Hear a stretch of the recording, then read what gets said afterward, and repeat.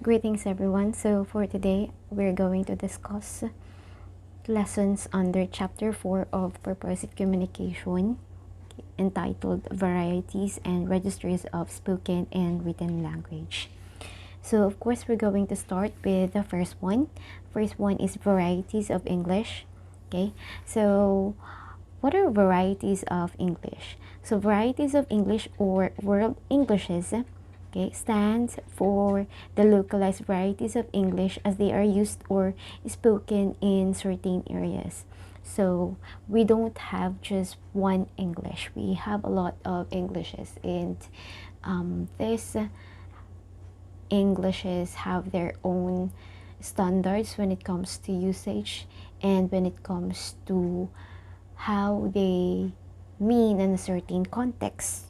Okay, so in Asian context, Bra Kachru introduced this one, and specifically, he was able to have these three concentric circles of Englishes. Okay, so what are those three? We're going to start with the one below. So we have the inner circle, okay, and for the inner circle, these are the Englishes in which they use English as native language, such as in the country USA, Australia, UK, Canada, and New Zealand. So here, they use English as their mother tongue, as their first language. And then we have the outer circle.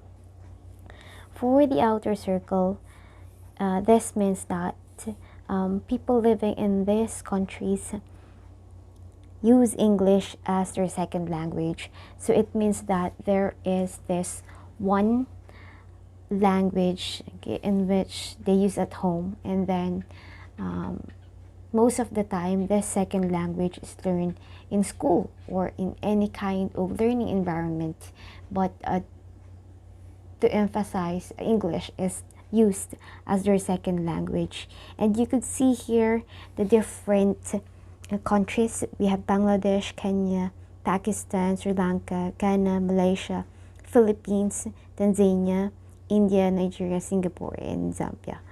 And there will be many more, but of course we're talking about the ones which are closest to Asia. And then we have the expanding circle. So what do we mean by the expanding circle? Okay, according to the one who introduced this one, on these countries or places or areas, English is used as a foreign language. So if a while ago is the second language, this English in these countries is being used for foreign language. So it means that they have this one language as their mother tongue, and then they might have their another language for their second language, and then there is this foreign language. And on this context, we talk about English as a foreign language.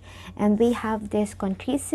We have China, Indonesia, Korea, South Africa, CIS, Caribbean countries, Israel, Nepal, South America, Zimbabwe, Egypt, Japan, Saudi Arabia, and Taiwan.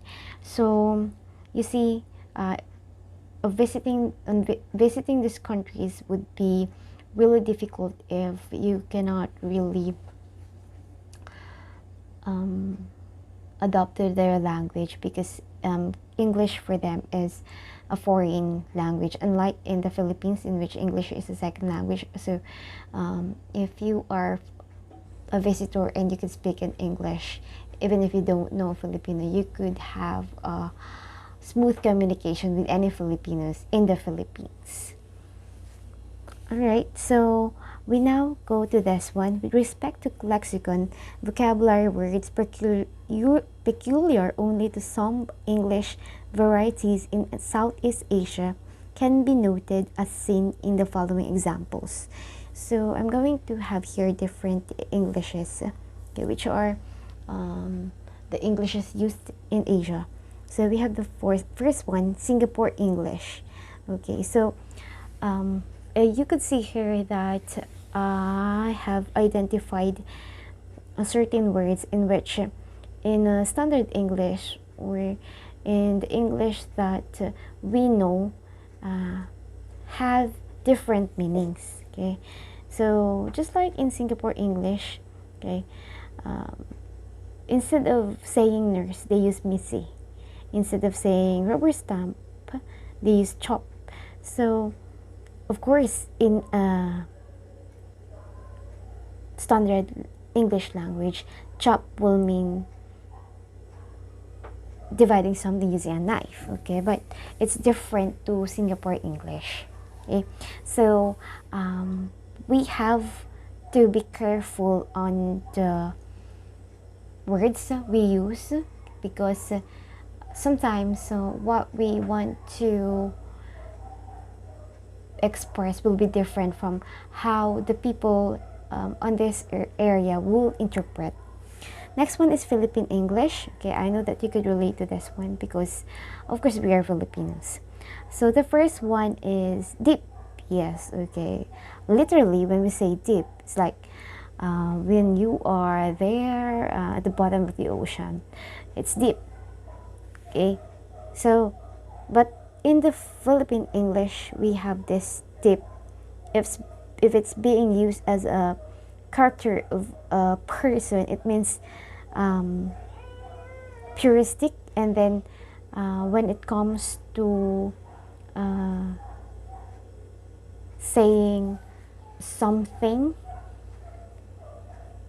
sometimes it's jargonized, or sometimes it's just this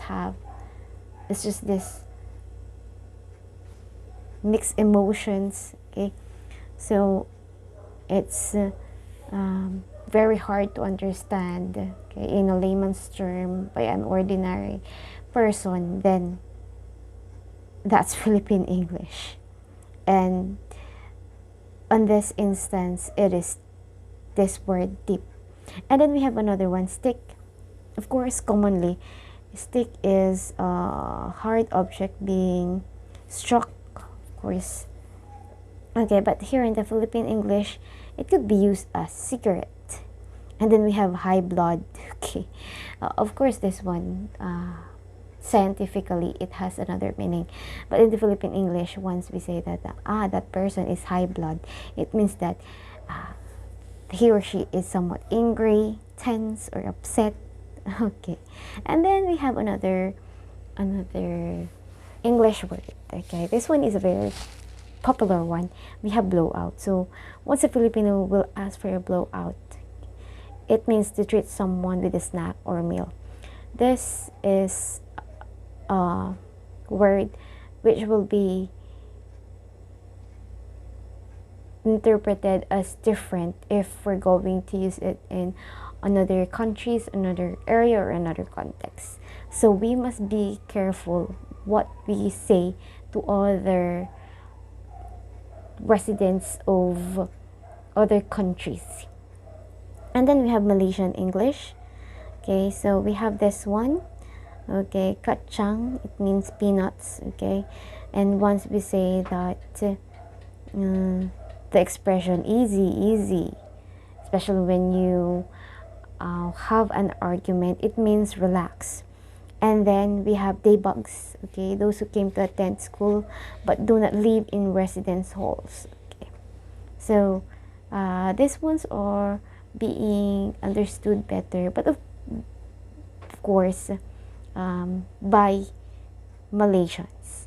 Okay, so you see, the implication of this one is that when you use English, the words that you've been using might mean differently to other English languages. Okay, and we must understand that it is acceptable. We just need to fit onto the context of the English to where we want to use that language. Okay, so for example, of course, you want to speak in English, okay, and you're there in Singapore, so you want to adopt that Singapore English. We must be mindful of the expressions. Okay, so the same with Philippine English, Malaysian English. Okay, so here I just want to focus on Philippine English. Okay, so we have some lexical features. Okay, so first one is preference for specific words and collocations, specifically shall, could, such, wherein, of. Okay, or of the signal position. Of like the book of like my book, the book of Miss Vladimir Marie Kabutotan. So we use that one. But commonly it must be the book owned by. But of course in Philippine English, the book of, okay. And then the differences of the use of shall, could, such, wherein, of, okay. And then next we have the unusual words and collocations, specific terms and word combinations which may have been originally confused with other collocations, but which, because of frequent use, have become fixed combinations in their own right. So in the Philippine English, we use results to instead of results in. Because if we're going to translate that in Filipino, results to, it's like nagresulta sa. So it's like, it's, if it's being translated, it will result to.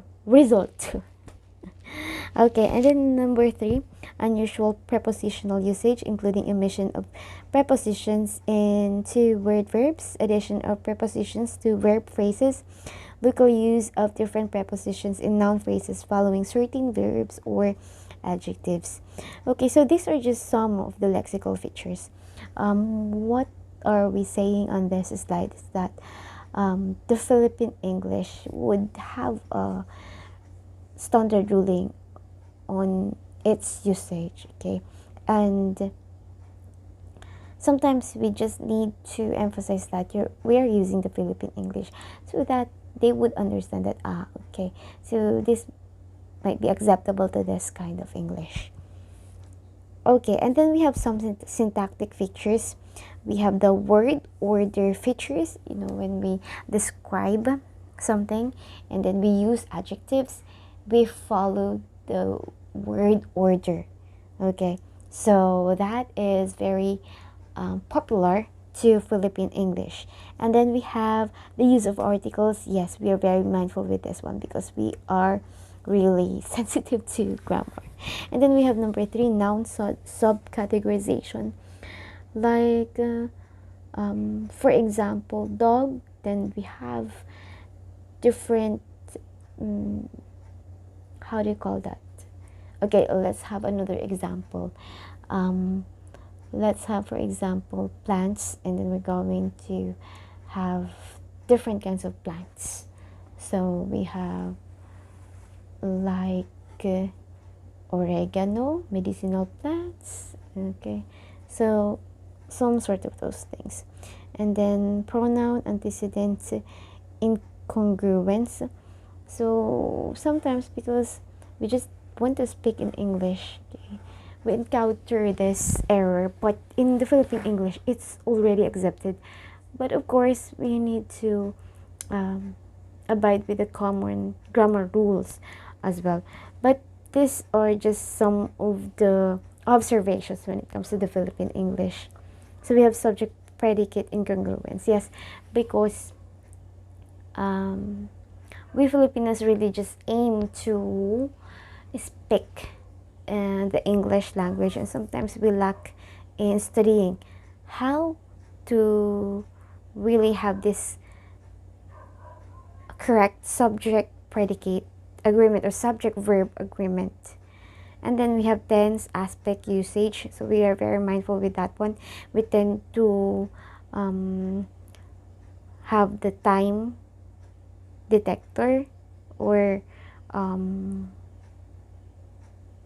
on what is emphasized with regards to time, then that's we're going to have the basis for what verb tense are we going to use. So those are the lessons or concepts to be tackled under this varieties of English. Thank you so much for listening.